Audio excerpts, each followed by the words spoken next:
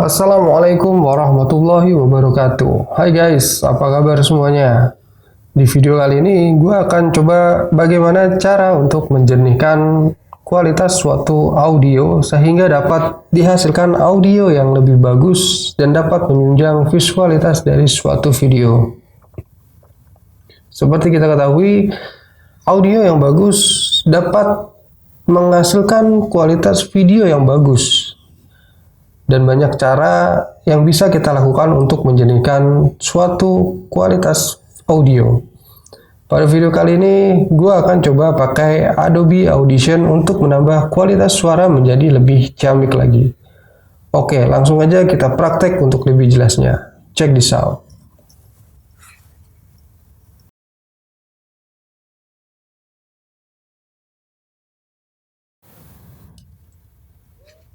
Pertama, kita bisa rekam terlebih dahulu dengan menggunakan handphone atau media lainnya. Pastikan kondisi lingkungan sekitar tidak berisik sehingga rekaman yang dihasilkan dapat maksimal. Setelah itu, kita bisa buka Adobe Audition, kemudian klik File, Open Audio dari rekaman yang sudah kita ambil tadi. Kita coba zoom di audio yang sudah kita rekam tadi. Di sana akan terlihat noise-noise kecil yang sebenarnya tidak begitu mengganggu. Kita bisa blok semua bagian audio dengan menekan Ctrl A. Setelah kita blok semua bagian audio, kita pergi ke Effect Rack. Di sana kita bisa pilih Noise Reduction, kemudian klik Adaptive Noise Reduction. Di sini kita akan pakai setting default dan langsung kita apply. Tunggu sampai proses apply selesai.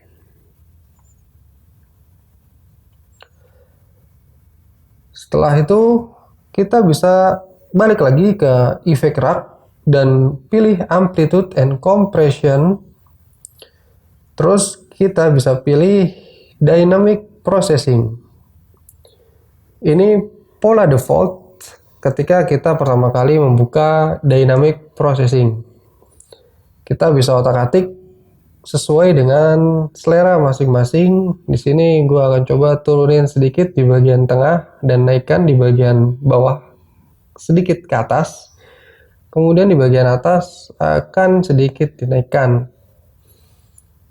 Kita bisa play suara dari rekaman kita sambil kita otak-atik pola dari dynamic processing ini sampai didapatkan hasil yang maksimal. Setelah itu kita bisa pergi ke efek yang kedua. Kita bisa buka Amplitude and Compression, terus pilih Multiband Compression dan kita pilih Broadcast. Untuk efek yang Broadcast ini kita bisa otak-atik untuk mendapatkan hasil yang maksimal. Geser-geser sedikit sampai dengan kita dapatkan hasil suara yang jernih dan juga maksimal. Kalau udah oke, kita bisa close Windows Broadcast ini. Kemudian kita bisa balik lagi ke Effect Rack untuk kita tambahkan efek yang ketiga. Kita bisa pilih Filter and Equalizer, kemudian pilih Parametric Equalizer, dan di sini gue ganti pakai Vocal Enhancer. Nah, ini setting default dari Vocal Enhancer, dan biasa gue pakai setting default ini untuk menjernihkan suara yang kita rekam sebelumnya. Kalau udah, kita bisa tutup Windows Vocal Enhancer, kemudian ke Effect Rack lagi. Di sini kita akan pilih Filter and Equalizer, terus kita bisa pilih Graphic Equalizer 10 band. Sambil display kita bisa mainkan audio yang kita rekam tadi sambil diotak-atik posisi dari Graphic Equalizer 10 band ini. Kita bisa otak-atik sampai dihasilkan kualitas suara yang menurut kita sudah maksimal dan juga jernih. Kalau udah, kita bisa close Windows-nya, kemudian kita terakhir pergi ke Effect Rack dan kemudian pilih Amplitude and Compression, kemudian pilih Single Band Compression, kemudian pilih Voice Leveler. Di sini gua akan coba otak-atik sedikit Voice Leveler ini untuk mendapatkan kualitas audio yang ciamik lagi. Kalau udah dirasa kualitas audionya cukup dan sudah bagus, kita bisa close Windows Voice Leveler ini. Kemudian kita apply semua efek yang udah kita setting tadi.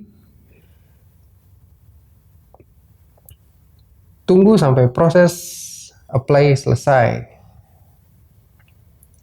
Dengan cara ini memungkinkan kita untuk mendapatkan kualitas audio yang maksimal dan juga enak untuk didengar. Juga kita bisa mereduce noise-noise yang nggak sengaja tertangkap waktu kita melakukan perekaman audio.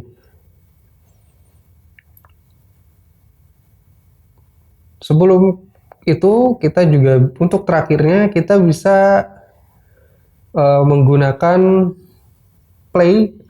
Sebelumnya kita bisa play audionya. Kemudian di sini biasanya gua akan coba atur sampai dia ke posisi -3. Kita otak-atik sambil di play kita dengar. Nah, di sini kita biasanya gua akan pakai sampai di -3. Itu biasa yang gua pakai. Kemudian kita apply.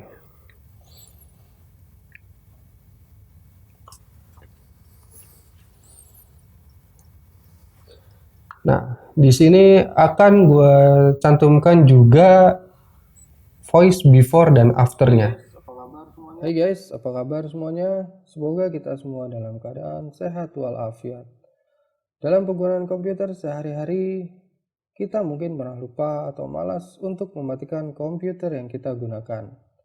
Entah karena tertidur atau alasan lain, hal ini dapat menyebabkan komputer menjadi lebih cepat rusak karena akan menyala dalam waktu yang cukup lama.